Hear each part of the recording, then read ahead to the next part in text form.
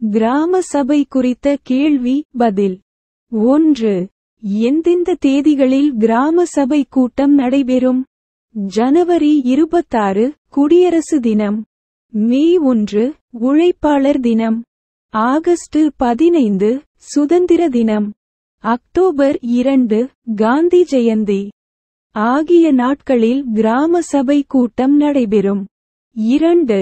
தமிழகத்தில் உள்ள அனைத்து கிராம பஞ்சாயத்துகளிலும் ஒரே நாளில் கிராம சபை கூட்டம் நடைபெறுமா? ஆம். தமிழகத்தில் உள்ள அனைத்து கிராம பஞ்சாயத்துகளிலும் ஒரே நாளில்தான் கிராம சபை கூட்டம் நடைபெறும். 3. கிராம சபை கூட்டம் எந்த இடத்தில் நடக்கும்? உங்கள் கிராம பஞ்சாயத்திற்கு உட்பட்ட பகுதிகளில் ஏதாவது ஒரு இடத்தில் கிராம சபை கூட்டம் நடைபெறும்.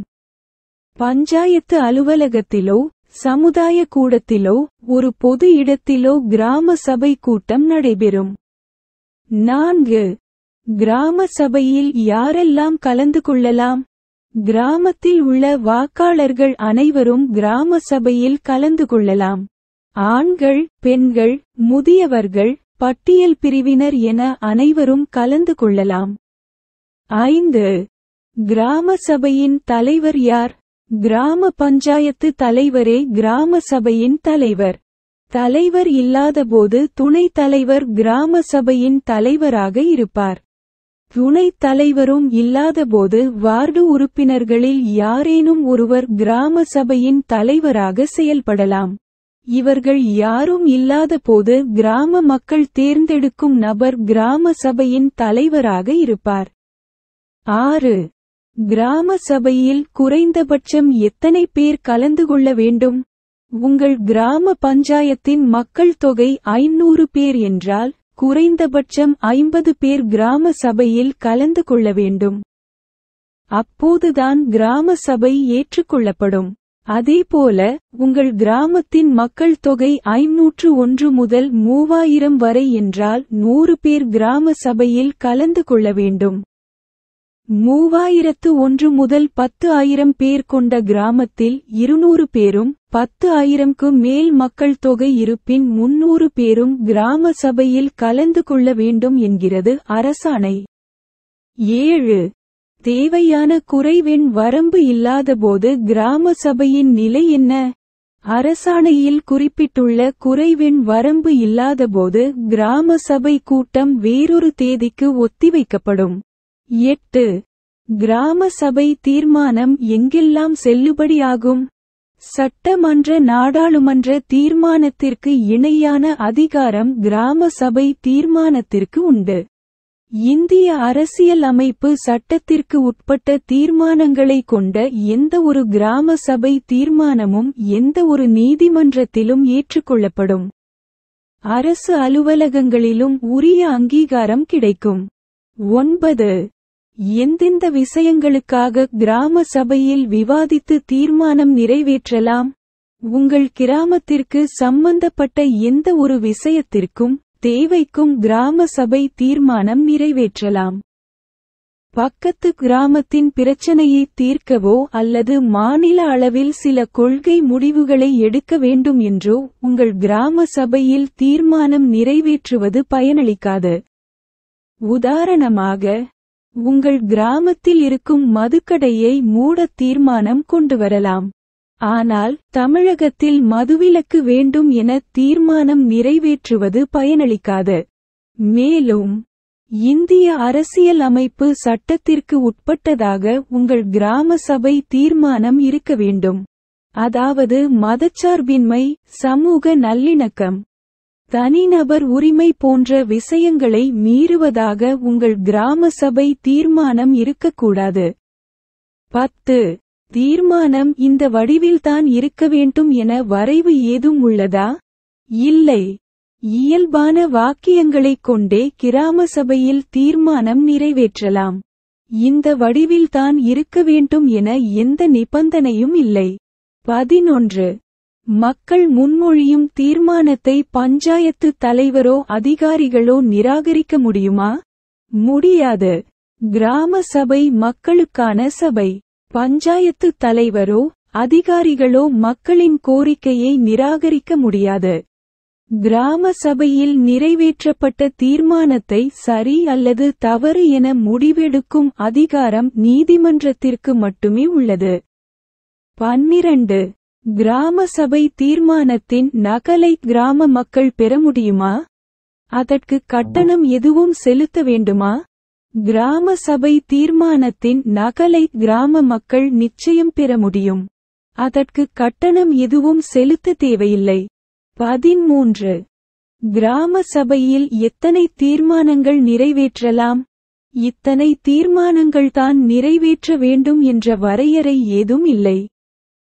எண்ணிக்கை வரம்பு இல்லை என்ற காரணத்தால் எண்ணற்ற தீர்மானங்கள் நிறைவேற்றுவதில் பயனில்லை. முக்கியமான மற்றும் குறிப்பிட்ட தீர்மானங்களை நிறைவேற்றி அதை நடைமுறைப்படுத்தி பயன்பெற வேண்டும். 14.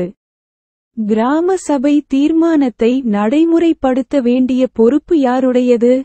பஞ்சாயத்து தலைவர், துணைத் தலைவர், வார்டு உறுப்பினர்கள் மற்றும் சம்பந்தப்பட்ட ஊரக வளர்ச்சி மற்றும் பஞ்சாயத்து ராஜ் துறை அதிகாரிகளே கிராம சபை தீர்மானத்தை நடைமுறைப்படுத்த வேண்டிய பொறுப்புடையவர்கள். கிராம இளைஞர்கள், தன்னார்வலர்கள் முயற்சி எடுத்து அரசு அதிகாரிகளுக்கு மற்றும் தலைவர் உட்பட பஞ்சாயத்து பிரதிநிதிகளுக்கு நினைவூட்டல் அனுப்பி கிராம சபை தீர்மானத்தை விரைவாக நடைமுறைப்படுத்தலாம். 15. கிராம சபை தீர்மானம் எத்தனை நாட்களுக்கு செல்லுபடி ஆகும்? கிராம சபை தீர்மானம் காலாவதியே ஆகாது. ஒருமுறை சபையில் நிறைவேற்றப்பட்ட தீர்மானத்தை சூழலின் தன்மை கருதி விவாதித்து வேறு தீர்மானம் நிறைவேற்றப்பட்டால் முந்தைய தீர்மானம் செயல் இழக்கக்கூடும். 16. சிறப்பு கிராம சபை என்றால் என்ன? தமிழகத்தில் பின்வரும் 4 நாட்களில் கிராம சபை கூட்டம் கட்டாயம் நடைபெறும். அந்நாட்களாவன: ஜனவரி 26 குடியரசு தினம், மே 1 உழைப்பாளர் தினம், ஆகஸ்ட் 15 சுதந்திர தினம், அக்டோபர் 2 காந்தி ஜெயந்தி. இந்த கிராம சபைகளையும் தாண்டி கூடுதலாக கிராம சபை கூட்டம் நடத்த வேண்டும் என மக்கள் நினைத்தால் கிராம சபை கூட்டத்தை நடத்தலாம். அவ்வாறு கூட்டப்படும் கிராம சபை சிறப்பு கிராம சபை என்று அழைக்கப்படும். 17. சிறப்பு கிராம சபையை கூட்ட பஞ்சாயத்து தலைவர் முன்வராவிட்டால் என்ன செய்வது? சிறப்பு கிராம சபை கூட்டத்தை கூட்ட பஞ்சாயத்து தலைவர் மறுத்தால் மக்கள் தங்களுக்குள் ஒரு தலைவரை நியமித்துக் கொண்டு சிறப்பு கிராம சபையை கூட்ட மாவட்ட ஆட்சியரிடம் கோரிக்கை வைக்கலாம். 18. கிராம சபை தீர்மானத்தை விரைவாக நடைமுறைப்படுத்த என்ன செய்ய வேண்டும்? கிராம இளைஞர்கள், தன்னார்வலர்கள் முயற்சி எடுத்து அரசு அதிகாரிகளுக்கு மற்றும் தலைவர் உட்பட பஞ்சாயத்து பிரதிநிதிகளுக்கு நினைவூட்டல் அனுப்பி தொடர்ந்து கண்காணிப்பதன் மூலம் கிராம சபை தீர்மானத்தை விரைவாக நடைமுறைப்படுத்தலாம். 19. முன்னுதாரண கிராம சபையில் காணப்படும் முக்கிய விஷயங்கள் என்னென்ன? மக்கள் சொல்வதை தலைவர் மற்றும் அதிகாரிகள் கவனமாக கேட்பது, மக்களின் சந்தேகங்களுக்கு முறையாக பதிலளிப்பது, மகளிர் மற்றும் பட்டியல் பிரிவினருக்கு உரிய அங்கீகாரம் வழங்குதல், பஞ்சாயத்தின் வரவு செலவு கணக்கை மக்கள் முன் வாசித்து காட்டுதல், கிராம வளர்ச்சிக்காக விவாதிப்பது. 20. கிராம சபையில் அனைவரும் தரையில்தான் அமர வேண்டுமா? அதிகாரிகள் வந்தால் நாற்காலியில் அமரலாமா? அனைவரும் தரையில்தான் அமர வேண்டும். முதலமைச்சரே வந்தாலும் கிராம சபையில் தரையில்தான் அமர வேண்டும். 21. பக்கத்து ஊர் கிராம சபையில் நான் கலந்து கொள்ளலாமா? கலந்து கொள்ளலாம். ஆனால் உங்களின் வாக்கு எந்த பஞ்சாயத்தில் உள்ளதோ அந்த கிராம பஞ்சாயத்தின் கிராம சபைக்கு மட்டுமே நீங்கள் உறுப்பினர்.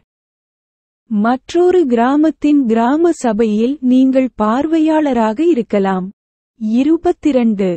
இவர் கிராம சபையில் கலந்து கொள்ளக்கூடாது என யாரையாவது ஒதுக்கி வைக்க முடியுமா? முடியாது. உங்கள் கிராம பஞ்சாயத்தின் வாக்காளர் அனைவரும் உங்கள் கிராம சபையின் உறுப்பினர் ஆவார்கள். எனவே அவர்கள் அனைவரும் கிராம சபையில் கலந்து கொள்ள உரிமை படைத்தவர்கள். இது போன்ற பயனுள்ள காணொளிகளை காண தொடர்ந்து இணைந்திருங்கள். நன்றி. வணக்கம்.